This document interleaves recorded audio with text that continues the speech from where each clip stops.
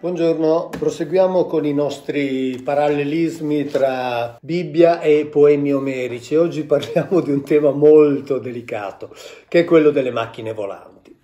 Tema molto delicato perché sappiamo bene che l'esegesi tradizionale non accetta neanche l'ipotesi che la Bibbia parli di macchine volanti, quando invece è evidentissimo che la Bibbia ne parla, ma non soltanto la Bibbia. Direi in genere i testi antichi. Ci sono ad esempio i testi, cosiddetti testi apocrifi, studiati dal professor Luigi Moraldi, che già più volte mi è capitato di citare in questi video, che è una fonte delle fonti, cioè viene citato dagli esperti, il quale dice ad esempio che nel libro ebraico di Enoch si parla di ben 23 specie di carri divini, 23 specie diverse.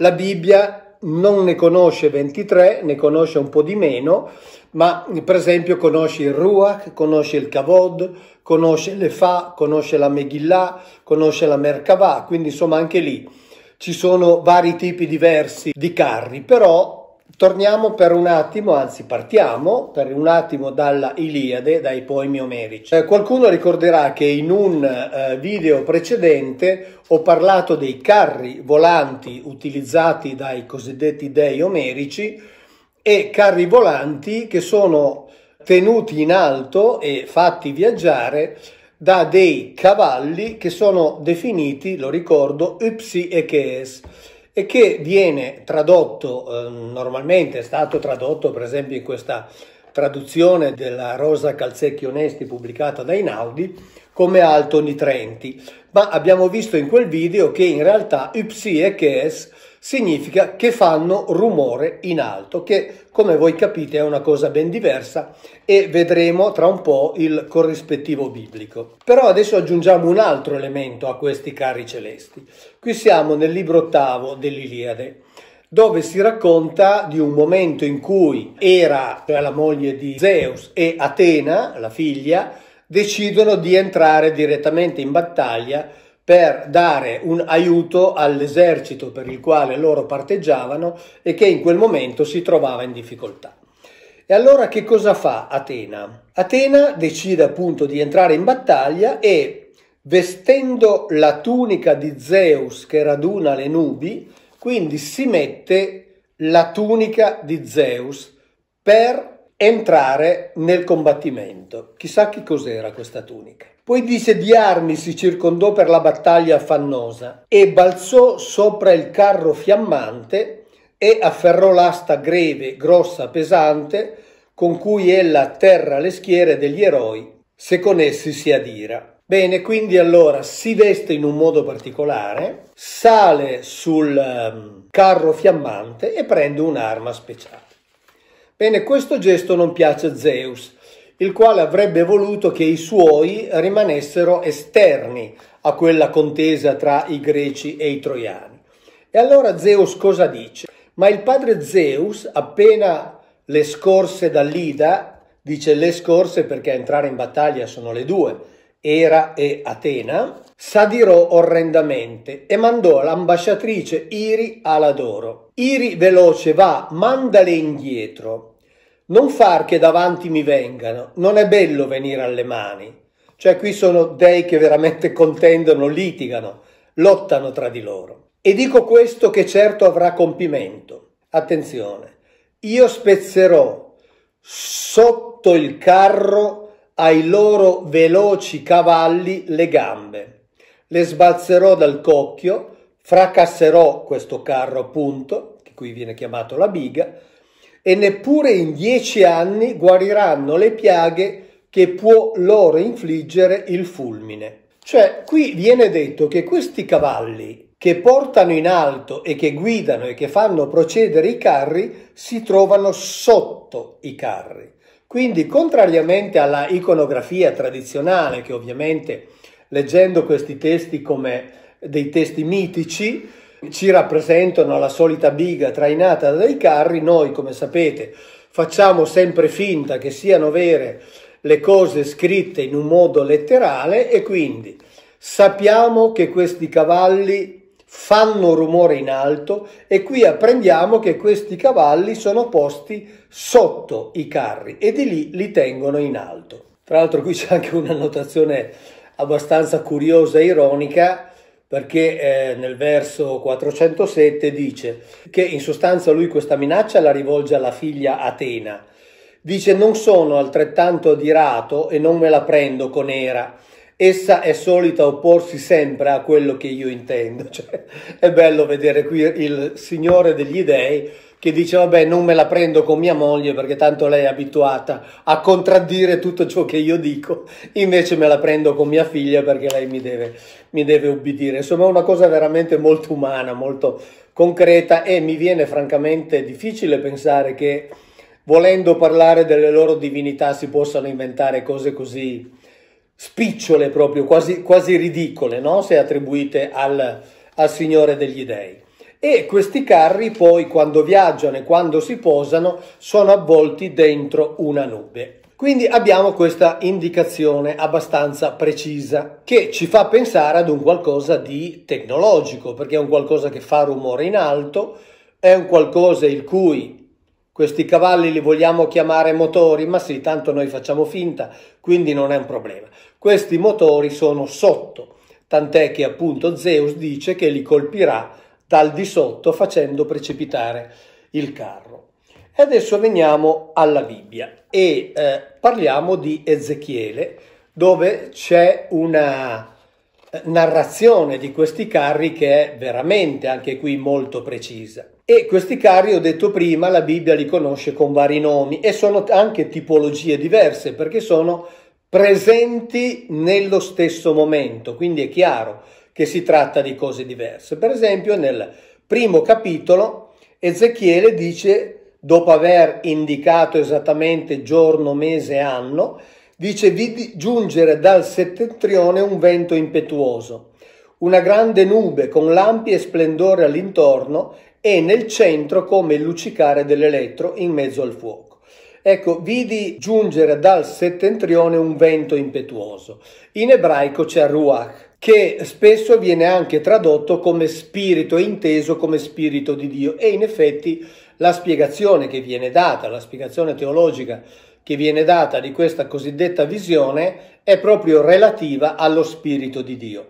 Però intanto qui prendiamo atto del fatto che, come i carri omerici che viaggiano ovviamente in direzione precisa, scendono dal monte, entrano in battaglia, qui dice che questo vento giunge da settentrione. Poi andiamo avanti a leggere altre caratteristiche. Ezechiele ad un certo punto viene prelevato da questo vento, da questo ruach, e dice: poi un ruach, cioè uno spirito, mi sollevò e udii dietro a me un fragore di gran terremoto, mentre la gloria del Signore si alzava da quel posto. Quindi qui c'è un ruach che lo preleva e lui sente un grande rumore, mentre il kavod di Yahweh, che viene tradotto con gloria del Signore, si alzava da quel posto. E dice: e udii dietro a me.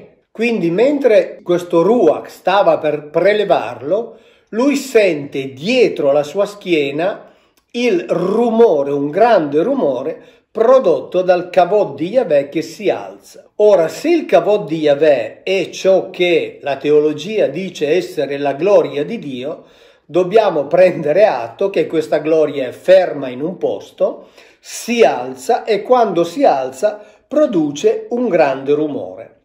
E dice: udì il fragore delle ali di questi esseri che le battevano l'uno contro l'altra, e contemporaneamente il fragore delle ruote e il rumore di un grande frastuono. Certo che la gloria di Dio fa veramente un grande rumore. Il ruach mi sollevò e mi portò via. E poi ancora altra descrizione molto precisa. Di nuovo, nel sesto anno, nel sesto mese, il 5 del mese, siamo in realtà nel 591 avanti Cristo, mentre ero seduto in casa, cioè insomma nel cortile della sua casa, e di fronte a me stavano seduti gli anziani di Giuda, scese su di me la mano di Dio, mi sembrò che stendesse un braccio, un ruach mi sorresse tra terra e cielo e mi portò a Gerusalemme in visione di Elohim, cioè la vista come la vedevano gli Elohim, cioè dall'alto, e lo porta all'ingresso della porta interna che guarda a settentrione. Ed ecco, là era la gloria di nuovo del Dio di Israele, come l'avevo contemplata nella pianura. Cioè qui di nuovo c'è un ruach che lo prende, lo solleva, lo porta a Gerusalemme in una posizione ben precisa, cioè la porta interna che guarda a settentrione, e lì è fermo il kavod di Yahweh, cioè la gloria di Dio. E dice, ed è la stessa gloria, cioè lo stesso kavod che avevo visto prima nella pianura, quella che vi ho letto in precedenza. E anche qui, siccome era posata nel cortile del Tempio, la nube riempiva il cortile del Tempio. E quando la gloria del Signore si era alzata dal cherubino portandosi sopra la soglia del Tempio, il Tempio fu riempito della nube e il cortile fu pieno dello splendore della gloria del Signore. Cioè questo kavod di Yahweh emetteva luce, ma il Tempio fu riempito da quella luce mentre il kavod si alzava. Ma adesso tra poco vediamo una descrizione ancora più precisa facendo un parallelismo con il testo greco della Bibbia dei 70. E dice: il rumore delle ali dei cherubini si sentiva fin nel cortile esterno, cioè vuol dire che tutto questo avveniva nel cortile interno. Chi si trovava nel cortile esterno non vedeva, ma udiva il rumore che tutto questo insieme di congegni facevano. Cioè la descrizione è chiarissima. Se poi a qualcuno non piace, potrà dire che si tratta di una visione, potrà dire che si tratta di un sogno e in un qualche modo lo deve giustificare, perché qui Ezechiele dimostra di essere chiaramente sveglio, ha ben coscienza e addirittura dice giorno, mese, anno, perché vuole essere sicuro l'autore di questo libro di ciò che racconta. Quindi, se a qualcuno non piace, potrà trasformare tutto questo in sogno o in visione, ma la Bibbia parla chiaramente di macchine volanti e le descrive. Ed è curioso pensare che in una visione uno possa vedere delle cose come queste, descriverle in questo modo senza averle mai viste neanche una volta. È difficile pensare alla descrizione di certi effetti come quello che vedremo adesso, pensando che si tratti di un sogno, cioè uno ha sognato una cosa che non ha mai visto, mai. Oppure ha in una visione onirica, da sveglio, non so come, visto un qualcosa che non ha mai incontrato. Invece Ezechiele dice di averlo incontrato e fa pure i paragoni. Dice: quello che ho visto qui è come quello che ho visto là. È esattamente lo stesso e ogni volta la cosiddetta gloria di Dio è sempre ben localizzata. E poi allora andiamo avanti e così arriviamo a questo confronto con il testo greco che è molto molto illuminante. Nel capitolo 43, sempre di Ezechiele, si dice: ed ecco la gloria del Signore venire da Oriente. Anche qui, di nuovo, se veramente si trattasse della gloria di Yahweh, cioè intesa come attributo spirituale, dovremmo pensare che siccome viene da Oriente, a Occidente non c'è, ma neppure a Nord e neppure a Sud. Quindi è una gloria molto limitata. In realtà in ebraico è il kavod di Yahweh che viene da Oriente. La sua voce, in ebraico c'è il termine che indica rumore, suono, era come il rumore delle grandi acque e la terra risplendeva della sua gloria. Questa è la traduzione dal testo ebraico. E dice: la visione che vidi era simile a quella che avevo visto quando venne per distruggere la città e simile a quella che avevo visto presso il canale Chebar. Cioè Ezechiele rimanda chiaramente a tutta una serie di incontri. Poi ripeto, chi vuole vederle come singole visioni le veda pure come visioni, non è un problema. Io leggo quello che c'è scritto e trovo la descrizione estremamente concreta, estremamente materiale, estremamente precisa. e dice che il Ruach lo prese e lo condusse nel cortile interno. Ecco, la gloria del Signore riempiva il santuario. Cioè di nuovo c'è questa distinzione tra il Ruach e il Kavod. Due, diciamo così, oggetti diversi. Ma il versetto che interessa è questo. La sua voce era come il rumore delle grandi acque e la terra risplendeva della sua gloria.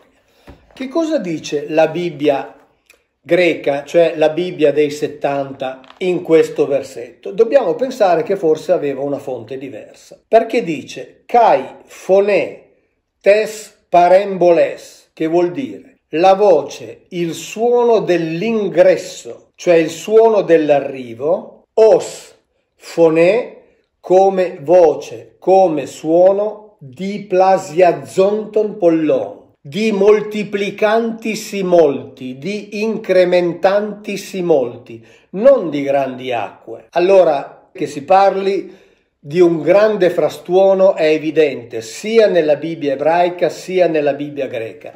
Qui però ci si dice chiaramente che con l'arrivo del Kavod di Yahweh questo suono si va incrementando, cioè mano a mano questo suono, questo rumore sta aumentando e qui è molto chiaro questo concetto, è molto chiara questa descrizione. E poi dice Kai e Ge e la terra, cioè il terreno sottostante, e Xelampen os feggos apotes doxes, e la terra sottostante divenne luminosa come luce derivante da questo Kavod di Yahweh, kykloten, tutto in cerchioli attorno. Questo è un concetto che c'è qui nella Bibbia greca e che è molto chiaro. Allora abbiamo questo Kavod di Yahweh il cui rumore si implementa, si va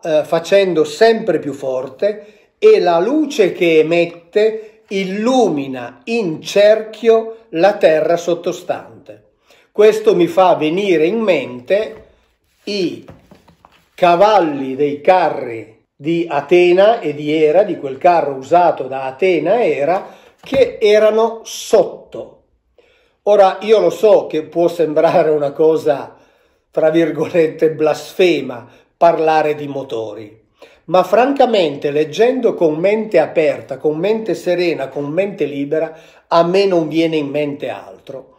E non mi viene in mente altro e soprattutto penso che se io dovessi descrivere queste situazioni, dovessi descrivere queste parole, dovessi descrivere questi concetti con dei concetti astratti, sarei costretto a fare dei salti mortali perché non saprei come giustificarli.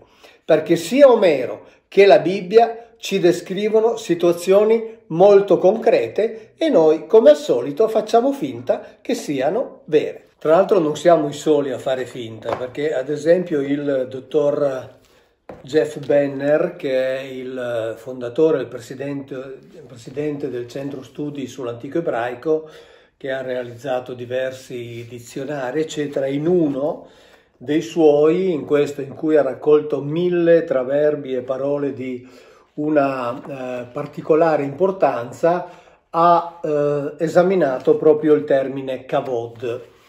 E nelle traduzioni che indica, appunto, kavod, con questa dicitura, significa armamento, arma. E poi qui fa tutta un'analisi sul termine kavod, sull'etimologia, per arrivare a concludere che il significato concreto originale di kavod è arma da battaglia, ed era quella che utilizzava Yahweh.